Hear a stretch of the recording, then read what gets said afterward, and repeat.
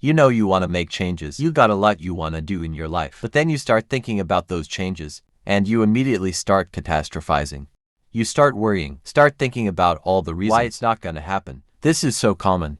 And the reason why it's common is because somebody in your past either trained you to think this way, or you've had so many bad things happen that you've trained yourself to assume and predict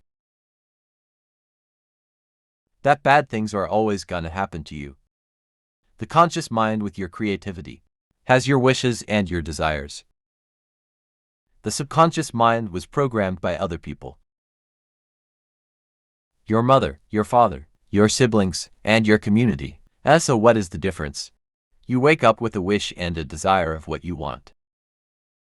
And then the rest of the day, you play the programs that you got from other people that don't answer your wishes and don't support your desires. And all you see is the consequence of it and go, "Oh my God, why is it not working?" Answers because you don't see. Because remember, the name is subconscious, below conscious. So when that behavior is playing, psychologists will tell us 70% or more of the programs in the subconscious are disempowering, self-sabotaging, and limiting behaviors. But again, the powerhouse is the unconscious mind. That's the next step. That's where we have to go, because all of our beliefs, all of our memories, all of our data, all of our negativity, all of it is in the unconscious mind. When we clean up the unconscious mind, then you can consciously ask for something, and more often than not, you'll get it, and you'll get it very fast, because you won't have any interference.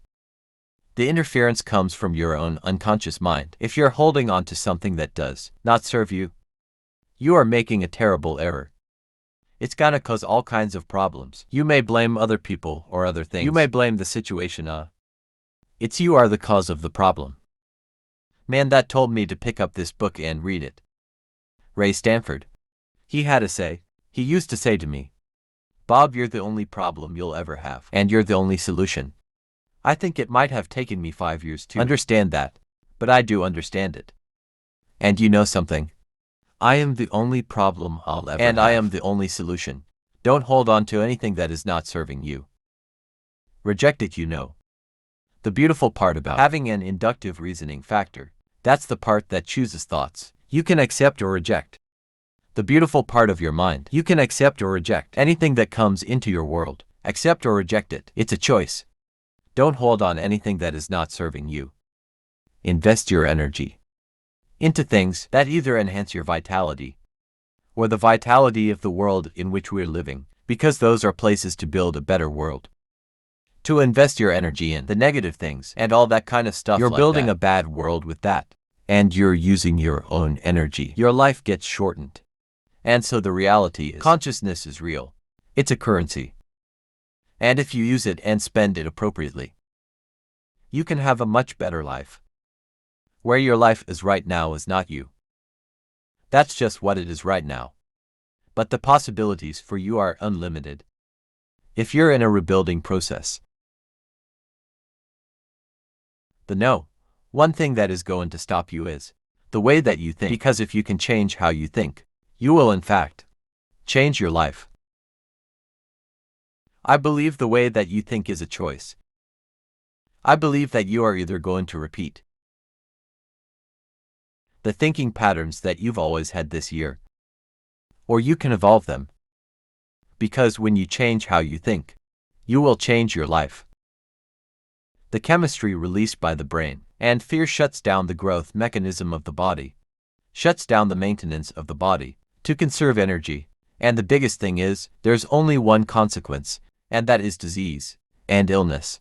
And it turns out, 1% of disease on this planet is connected to genetics. 90% of disease or more is lifestyle and the psychology of love and fear. 90% and says, be in love and your body will be maintained. And your immune system will be at peak performance. Be in fear and the game is over.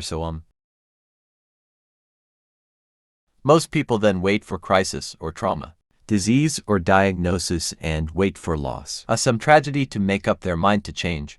And my message is why wait. And you can learn and change in a state of pain and suffering, or you can learn change in a state of drawing inspiration. I think right now, the cool thing is that people are waking up. We gotta unlearn and relearn. We gotta break the habit of the old self. Reinvent the new self. We gotta unfire and unwire and refire and rewire. We have to prune, snap the connections and sprout new connections. Unmemorize emotions stored in the body. And then we have to recondition the body to a new mind and to a new motion. To stop signaling the same genes in the same way.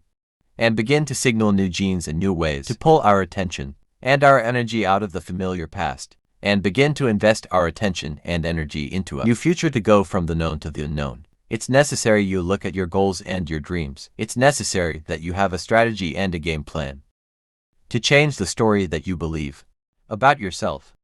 And that's an ongoing process. I've discovered, and many people have, that what we do, what we accomplish, what we produce, is a result of the story we believe about ourselves. My favorite book says, Biggie and I conform to this world, being transformed by the renewing of your mind. And so, as I began to work on myself, I realized that I'm getting out of one story and stepping into another story. As I become aware of some things, and still some things I'm not aware of. So I'm still growing, I'm still developing, but I realize that you have to work on yourself on a regular basis. And write this out. For mental mindset and stamina. Ask yourself, what beliefs and perceptions about you and your life have you been unconsciously agreeing to that you'd have to change in order to create this new state of being? This is a question that requires some thought, because, as I said, with many of these beliefs, we aren't even aware that we believe them often.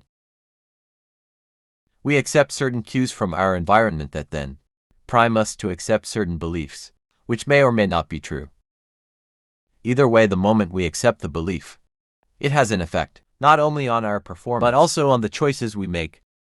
In the study about the women taking the math test, who first read fake research reports about men being better than women in math, those who'd read that the advantage was due to genetic scored lower than those who'd read that the advantage was due to stereotyping, although both reports were false.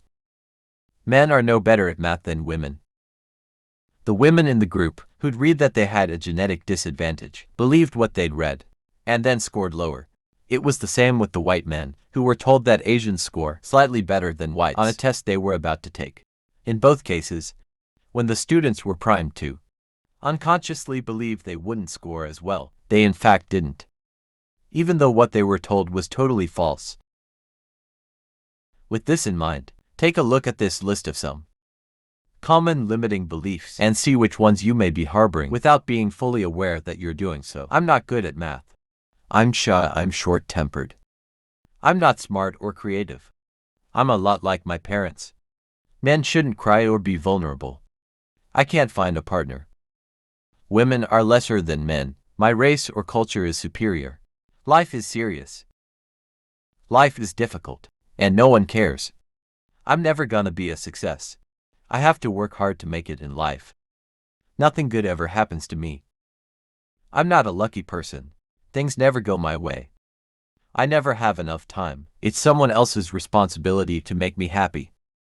When I own this particular thing, then I'll be happy. It's hard to change reality. Reality is a linear process. Germs make me sick. I gain weight easily. I need 8 hours of sleep. My pain is normal, and it'll never go away. My biological clock is ticking. Beauty looks like this. Having fun is frivolous. God is outside of me. I'm a bad person, so God doesn't love me. I could go on forever, but you get the idea. Since beliefs and perceptions are based on past experiences, then any of these beliefs that you happen to hold about yourself came from your past. So are they true? Or did you just make them up, even if they were true at some point in time? That doesn't necessarily mean that they're true now. We don't look at it that way, of course, because we're addicted to our beliefs. We're addicted to the emotions of our past. We see our beliefs as truths, not ideas that we can change.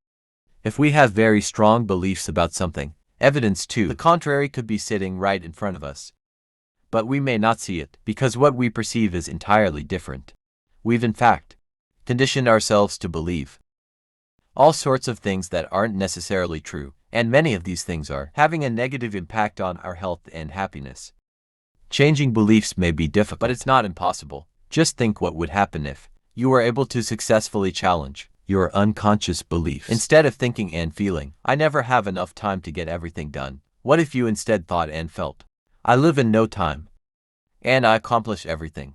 What if instead of believing, the universe is conspiring against me, you believed, the universe is friendly and works in my favor? What a great belief. How would you think? How would you live? And how would you walk down the street? If you believe the universe works in your favor, how do you think that would change your life? When you change a belief, you have to start by first accepting that it's possible, then change your level of energy with the heightened emotion, and finally, allow your biology to reorganize itself.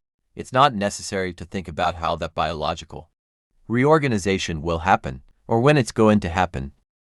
That's the analytical mind at work, which pulls you back into a beta brainwave state and makes you less suggestible instead. You just have to make a decision that has finality. And once the amplitude or energy of that decision becomes greater than the hardwired programs in your brain and the emotional addiction in your body, then you are greater than your past. Your body will respond to a new mind, and you can affect real change. You already know how to do this. Think about a time in your past when you made up your mind to change something about yourself or your life. If you recall, a moment came when you probably said to yourself, I don't care how I feel. It doesn't matter what's going on in my life, and I'm not concerned how long it will take. I'm gonna do this. Instantly you got goosebumps. That's because you moved into an altered state of being. The moment you felt that energy, you were sending your body new information.